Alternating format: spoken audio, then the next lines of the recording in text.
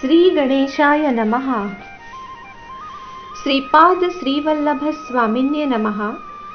ओम नमो भगवते श्री गोपाल बाबाय नमः. श्री गोपाल बाबा महाराज आश्रम पिठापूर प्रकाशित श्रीपाद श्रीवल्लभ संपूर्ण चरित्रामृत अध्याय पहिला. व्याघ्रेश्वर शर्माचा वृत्तांत.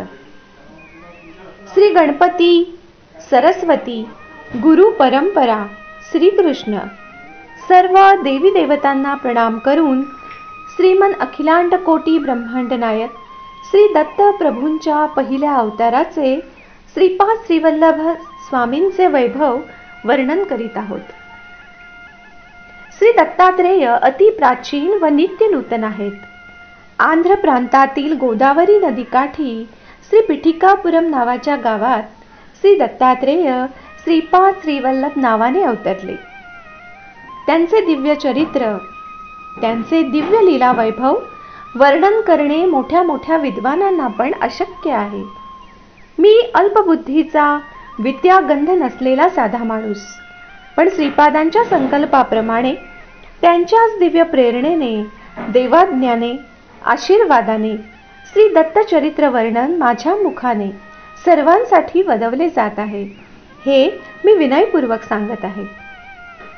मी शंकर भट्ट, कर्नाटक देशस्थ स्मार्त भारद्वाज गोत्राचा ब्राह्मण आहे.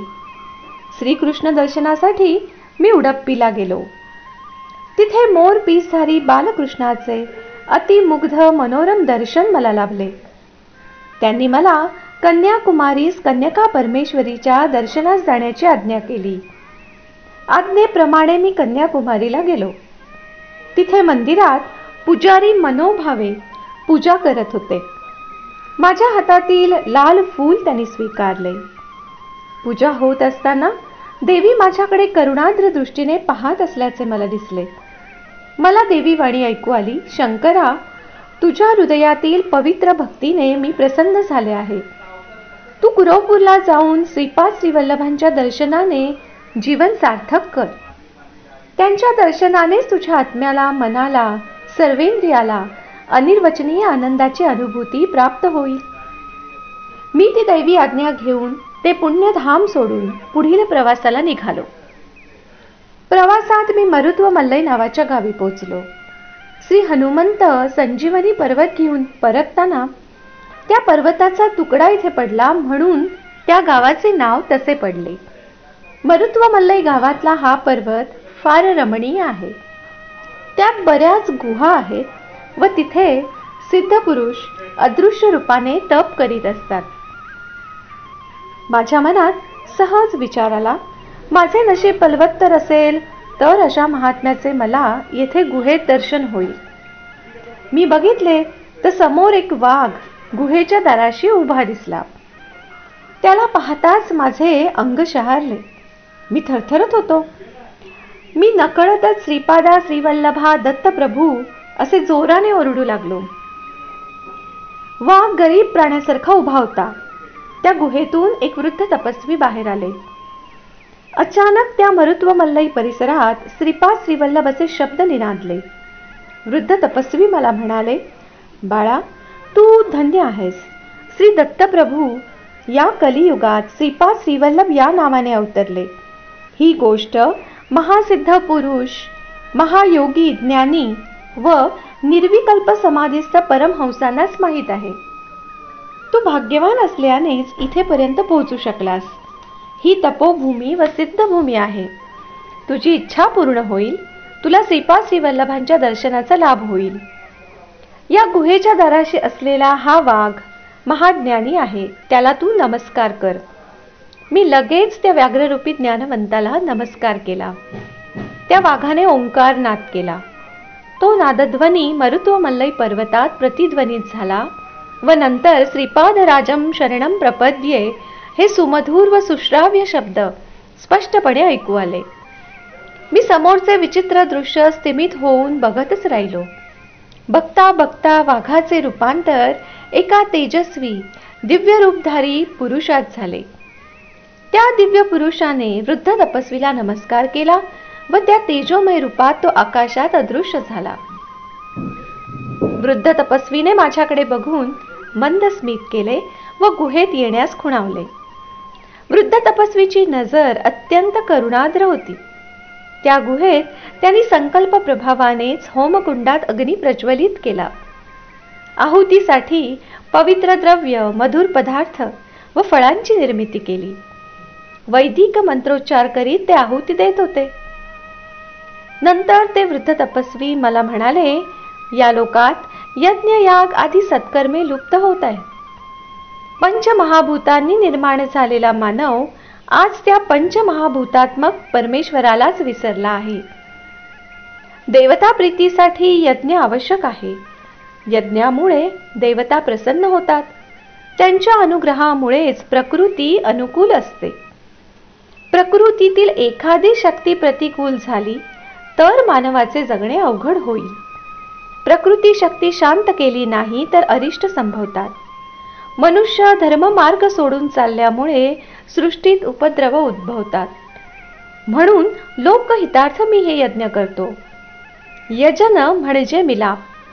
तू भाग्यवान आहेस म्हणून तुला हा यज्ञ पाहावयास मिळाला. यज्ञ फळ म्हणून तुला श्री दत्त अवतार श्रीपाद श्रीवल्लभांचे दर्शन होईल. हा फार दुर्मिळ योग आहे. अनेक जन्माच्या पुण्य संचयाचे फळरूपे असा योग प्राप्त होतो. मी त्या वृद्ध तपस्वीला नमस्कार केला व म्हणालो, हे सिद्धवरेण्य, मी पंडित नाही, योगी नाही, साधकही नाही. मी एक अल्पबुद्धीचा साधा माणूस आहे. माझ्यावर कृपा कटाक्ष टाकून माझी शंका निरसन करा. त्यांनी अनुमती देताच मी बोलू लागलो, हे सिद्धवरेण्य, मी कन्यका परमेश्वरी मातेचे दर्शन घेत असताना मातेने मला श्रीपाद श्रीवल्लभांच्या दर्शनासाठी कुरवपूरला जायला सांगितले. इथे आपले व व्याघ्ररूपी महात्म्याचे दर्शन घडले. कृपा करून हे व्याघ्ररूपी महात्मा कोण, श्रीपाद श्रीवल्लभ कोण याचा खुलासा करावा. वृद्ध तपस्वी बोलू लागले, बाळा, आंध्र प्रांतात गोदावरी नदीकाठी आत्रेयपूर नावाचे गाव आहे. ती अत्री ऋषींची तपोभूमी म्हणून प्रसिद्ध आहे. तिथे कश्यप गोत्राच्या वैदिक घराण्यात एका ब्राह्मणाचा जन्म झाला. त्याचे नाव व्याघ्रेश्वर शर्मा असे होते. त्याचे वडील वेदशास्त्र संपन्न महापंडित होते, परंतु हा मुलगा मात्र अगदी मठ्ठ होता. कितीही प्रयत्न केला तरी त्याला विद्या अभ्यास व संध्या वंदनही जमेना. तो मात्र एकच वाक्य उच्चारत असे, व्याघ्रेश्वर शर्मा अहम भो अभिवादये. त्याच्या मठ्ठपणामुळे अवतीभवतीचे लोक त्याची खूप थट्टा करायचे व अवहेलना पण करायचे. त्यामुळे तो त्रस्त झाला. आई वडिलांनाही तो नकोसा झाला. तो गावात फक्त श्राद्धाच्या जेवणासाठी व तिलोदक दानात उपयोगी पडायचा. त्याने कुठेतरी ऐकले होते की हिमालयात महातपस्वी राहतात. त्यांच्या कृपेने आत्मज्ञान प्राप्त होते. एक दिवस अचानक त्याचे आत्मभान जागृत झाले. ब्राह्म मुहूर्तावर त्याला स्वप्न पडले. एक तेजपुंज बाळ नभोमंडळातून भूमीवर उतरत होते. त्या बाळाच्या श्रीचरणांचा भूमीला स्पर्श होताच सारे भूमंडल तेजोमय झाले. ते बाळ व्याघ्रेश्वर शर्मांकडे चालत आले. मी असताना तुला कसली भीती? या गावाचा मी सुद्धा ऋणी आहे. ऋण नसताना कुत्रा देखील आपल्या जवळ येत नाही. तू हिमालयात बद्रिकारण्यात जा, तुझे कल्याण होईल. एवढे बोलून ते बालक अंतर्धान पावले. व्याघ्रेश्वर शर्मा बद्रिकारण्यात पोहोचले. मार्गात त्यांना अनायासे जेवण मिळत होते. त्यांच्यासोबत एक कुत्रा येत होता. उर्वशी कुंडात त्यांनी पुण्यस्नान केले. त्या कुत्र्यानेही तेथेच पुण्यस्नान केले. त्याच वेळी एक थोर महात्मा आपल्या शिष्यांसह उर्वशी कुंडात पुण्यस्नानासाठी आले. व्याघ्रेश्वर शर्मांनी त्या थोर महात्म्यास नमस्कार केला व शिष्य म्हणून माझा स्वीकार करा अशी विनंती केली. महात्म्याने त्याची विनंती ऐकली व शिष्य म्हणून त्याला स्वीकारले. तेव्हा ते कुत्रे तेथेच अंतर्धान पावले. महात्मा म्हणाले, व्याघ्रेश्वरा, तुझ्या सोबत आलेले कुत्रे तुझे पूर्वजन्मार्जित पुण्य स्वरूप होते. काल प्रबोधित होऊन तू इथे आलास, उर्वशी कुंडात स्नान करू शकलास, नरनारायणाच्या तपोभूमीने पावन झालास. ही सर्व कृपा श्रीपाद श्रीवल्लभांची आहे हे लक्षात ठेव. व्याघ्रेश्वर नम्रतेने म्हणाला, गुरुदेव, श्रीपाद श्रीवल्लभ कोण? त्यांची माझ्यावर कृपा का आहे? बेटा, श्रीपाद श्रीवल्लभ साक्षात दत्तप्रभूच आहेत. त्रेतायुगात श्री पिठिकापुरम येथे भारद्वाज महर्षींनी सावित्री काठक चयन नावाचा महायज्ञ केला होता. त्या यज्ञात शिवपार्वतीला आमंत्रित केले होते. त्यांनी प्रसन्न होऊन भारद्वाज महर्षींना वरदान दिले. त्यामुळेच भारद्वाज गोत्रात अनेक महात्मा व ज्ञानी सिद्ध पुरुष अवतरले. अशा या दोन्ही गोष्टींचा उल्लेख पैंग्य ब्राह्मण ग्रंथात आला आहे. या विश्वातील अनेक भूभाग लुप्त होऊन सुद्धा कल्की अवताराची भूमी शंभल गावात पैंग्य ब्राह्मण व सांद्र सिंधू नावाचे वेद सुरक्षित आहेत. कलियुगाच्या शेवटी सत्ययुग येताच श्री दत्त अवतार श्रीपाद श्रीवल्लभ श्री पिठिकापुरम मध्ये मौलिक रूपाने अवतरतील.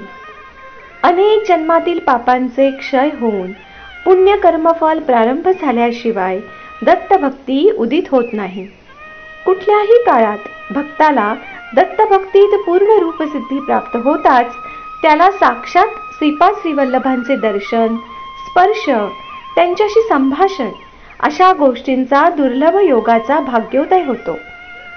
तुझे पूर्व पुण्यकर्म बलिष्ठ असल्यामुळेच तुझ्यावर श्रीपाद श्रीवल्लभ यांच्या कृपेचा अमृत वर्षा होत आहे.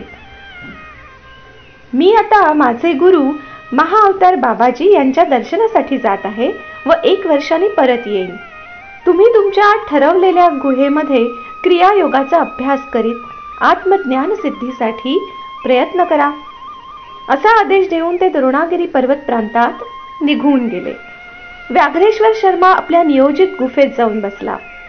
गुरुदेवांनी सांगितलेले क्रियायोग व आत्मज्ञान प्रबोध विषयी त्याला काही उमजेना. तो विचार करू लागला, गुरुदेवांनी मला प्रेमाने व्याघ्रेश्वर म्हणून संबोधले. माझ्या गुरूंचे सर्व शिष्य व्याघ्र आसनावर बसून ध्यान करत आहेत. व्याघ्र चर्म इतके पवित्र व योग्यांना लाभ देणारे तर व्याघ्र किती थोर म्हणावा. गुरुदेवांनी आत्मज्ञानासाठी प्रयत्न करायला सांगितले. माझे नाव व्याघ्रेश्वर म्हणजे माझा आत्मा व्याघ्रच असणार. मग त्या व्याघ्राचे ध्यान करून व्याघ्र रूप मिळाले तर आत्मज्ञान मिळाल्यासारखेच आहे. अशा विचारातच वर्ष निघून गेले. गुरुदेव परत येऊन प्रत्येक गुहेशी जाऊन शिष्यांची योगातील प्रगती तपासू लागले. व्याघ्रेश्वराच्या गुहेत व्याघ्रेश्वर नव्हता.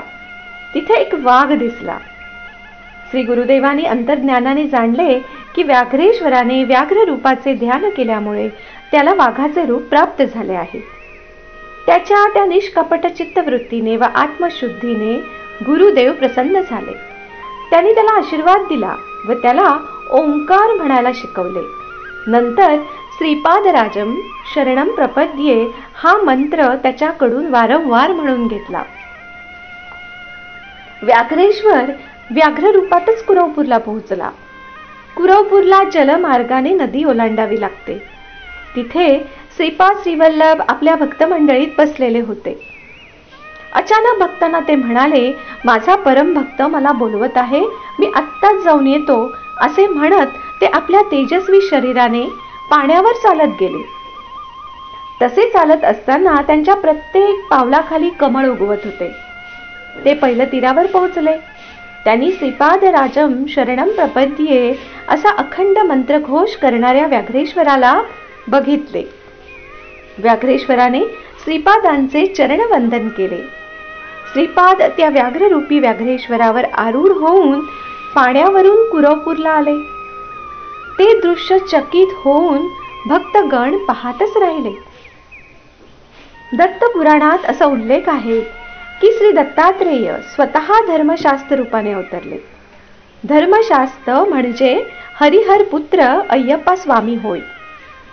साक्षात देवेंद्र व्याघ्र रूपात त्यांच्या समोर गेले तेव्हा अय्यप्पा व्याघ्रावर आरूढ होऊन राजधानीत पोहोचले. जशी अंबादेवी सिंहवाहिनी तशीच व्याघ्रवाहिनीही आहे. त्यामुळे श्रीपाद श्रीवल्लभ व जगतमातेचे अभिन्न स्वरूप आहे अशी भक्तांची भावना आहे. श्रीवल्लभ कुरवपूरला पोहोचताच त्या वाघावरून उतरले. तेव्हा वाघाच्या डोळ्यातून अश्रू वाहू लागले. त्यातून एक कांतिमय तेजस्वी महापुरुष प्रकट झाला व त्याने श्रीपादांना प्रार्थना केली की माझ्या पूर्वजन्माचे वाघाचे कातडे आसन म्हणून स्वीकारावे. श्रीपादांनी त्याची प्रार्थना स्वीकारली व अत्यंत प्रेमाने म्हणाले, बेटा व्याघ्रेश्वरा, तू एका जन्मात फार बलिष्ठ पैलवान होतास. त्या जन्मात तू सिंहाशी वाघाशी लढाई करणे, त्यांना क्रूरतेने मारणे, बांधून ठेवणे, भुकेले ठेवून प्रजा मनोरंजनात प्रदर्शन करणे असले हिंसक कार्य केलेस. मानव जन्म प्राप्ती असून क्रूरतेने हिंसा केल्याचे कर्मफळ भोगण्यात तुला अनेक जन्म जीव जंतूंमध्ये घ्यावे लागले असते. पण माझ्या कृपेने एकाच जन्मात तुझे हे पाप नष्ट झाले आहे. तू मानव रूपाने जन्माला आला तरी व्याघ्र चिंतन केल्यामुळे तुला लगेच व्याघ्र रूप सिद्धी प्राप्त झाली. हिमालयात शेकडो वर्षांपासून माझ्यासाठी तप करणाऱ्या अनेक सिद्ध पुरुषांचे दर्शन व आशीर्वाद तुला लाभले आहेत. योग मार्गात तू उच्च पदावर पोहोचशील असा आशीर्वाद दिला. आधी पाहिलेला तो वाघ व्याघ्रेश्वरच होता. तो हिमालयात असतो. महायोग्यांना जनसंपर्क आवडत नाही. जनसंपर्कामुळे येणाऱ्या अडचणींपासून व्याघ्रेश्वर व्याघ्र रूपाने त्या महायोग्यांची रक्षा करत असतो. त्यांना गुहेतून बाहेर येण्याची गरज नसते. कधी कधी विनोदार्थ त्यांचा व्याघ्रेश्वराशी वार्तालाप होतो. ही सर्व श्री दत्तप्रभूंची लीलाच होय. बेटा शंकर भट्टा, सृष्टीच्या पूर्वी आधी दंपती होती. पत्नीचे डोहाळे पुरवणे पतीचे कर्तव्य असते. देवी शर्वाणीचे डोहाळे पुरवण्याचे वचन परमेश्वराने दिले होते. शर्वाणी म्हणाली, प्रभू, स्त्री शरीरधारी सुख सर्व मी अनुभवलेले आहे. आता पुरुष शरीरधारी सुख अनुभवण्याची इच्छा आहे. परमेश्वराने लगेच तथास्तु म्हणताच शर्वाणी पुरुष रूपी झाली, जे महाविष्णू स्वरूप होय. शर्वाणीच्या गर्भस्थ शिशूला बाहेर पडण्यास मार्ग नव्हता. महाविष्णूंच्या नाभीतून कमळ उद्भवले. त्या कमळातून ब्रह्मदेवांचा जन्म झाला. श्री महाविष्णूंनी शरीरातून केलेली निर्मिती ही शर्वाणीनेच केलेली निर्मिती आहे. देव रहस्य लीला अनाकलनीय आहेत. श्री महाविष्णू पार्वती देवी अशा रीतीने भाऊ बहीण झाले. एकदा श्रावण पौर्णिमेला पार्वतीने विष्णूला राखी बांधली व म्हणाल्या, भाऊ, शंकर भोळे आहेत. साध्य असाध्य उचित अनुचित परिशीलनाविना वर प्रदान करतात. असुर संहारार्थ तू अवतार घे व माझ्या सौभाग्याची रक्षा कर.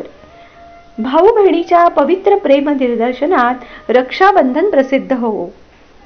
श्री महाविष्णू तथास्तु म्हणाले. त्या वचनाप्रमाणे भस्मासुर विपत्तीमध्ये मोहिनी रूप धारण केले. विष्णू माया अचिंत्य कल्पनातीत असते. मोहिनी शंकराचे संतानच. धर्मशास्त्र कलियुगात अय्यप्पा स्वरूपात अवतरले. धर्मशास्त्राच्या जन्मानंतर मोहिनी देवी अंतर्धान पावल्या. हे यातले दैवी रहस्य. धर्मशास्त्र दुसरे कोणी नसून साक्षात श्री महाविष्णूच होत. महाविष्णूत ब्रह्म रुद्र पण असल्यामुळे ते त्रैमूर्त्यात्मक दत्तात्रेय मानण्यात आले. पांड्य भूपाल पुत्रीचा मीनाक्षी नावाने अवतार झाला असताना परमेश्वर सुंदरेश्वर रूपाने अवतरले. श्री महाविष्णूंनी त्या दोघांचा विवाह संपन्न केला. परमेश्वरी श्री कन्यका परमेश्वरी रूपात अवतरली असताना त्यांचा विवाह झाला नाही. श्रीपाद श्रीवल्लभ देशकालातीत अवतार असल्यामुळे श्रीवल्लभ कलियुगात पिठिकापुरात ज्या रूपात अवतरले त्या रूपातच सृष्टी आधीपासून दिव्य ज्योती रूपात आहेत. ते इसवी सन 1320 मध्ये श्री पिठिकापुरात अवतरून इसवी सन 1350 मध्ये कुरवपूर मध्ये अंतर्धान होईपर्यंतच्या 30 वर्षात केलेल्या दिव्य लीला सप्तऋषींनाच अवगत झाल्या नाहीत तर आपण कुठे, असे ते म्हणाले होते. तेव्हा मी म्हणालो, स्वामी, सध्या इसवी सन 1336 चालू आहे. श्री वल्लभ केवळ 14 वर्षे भूमीवर असणार का? इतक्या थोड्या काळात अवतार समाप्ती होणार का? तेव्हा सद्गुरुदेव म्हणाले, बेटा, श्री वल्लभ जन्मले तरच ना तिरोधनाचा प्रश्न. जनन मरण नसणारे त्यांची लीला देशकाला बाधित असते. श्री कन्यका पुराण. श्रीकृष्णाच्या समकाळात अग्रसेन महाराज आर्यवर्तात एका राज्यात राज्य करीत होते. ते वैश्य कुळाचे होते. त्या महाराजांच्या वंशातले काही जण दक्षिण प्रांतात व्यापार करीत असत. परंतु राजबंधू कुटुंबातील काही जण आंध्र प्रदेशातल्या बृहतशिला नगरीत निवास करत होते. बृहतशिला नगर राजधानी करून अग्रसेन वंशज कुसुमश्रेष्ठी हे धर्म परिपालन करीत असत. कुसुमश्रेष्ठी दंपती धर्मपरायण सद्वर्तनशील होते. ते यज्ञयाग आदी सत्कर्म आचरण करीत असत. भास्कर नावाचे राजगुरू श्री कुसुमश्रेष्ठींचे जवळचे हितचिंतक होते. जगन्माता श्री कन्यका परमेश्वरी नावाने कुसुमश्रेष्ठींच्या घरी जन्माला आली. श्रीपाद श्रीवल्लभांनी आपल्यातून एक अंश काढून त्यांच्या घरी जन्म घडवला.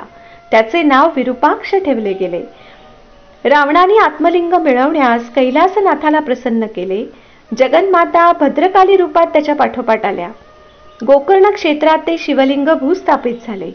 बेटा, गोकर्ण क्षेत्राशी दैवी रहस्य संबंध आहे. रावणवध होऊनही रावणाचा अंश कलियुगात काम मदोन्मत्त राजाच्या रूपात झाला. अंबादेवीने भद्रकाली रूप कलियुगात प्रकट केले.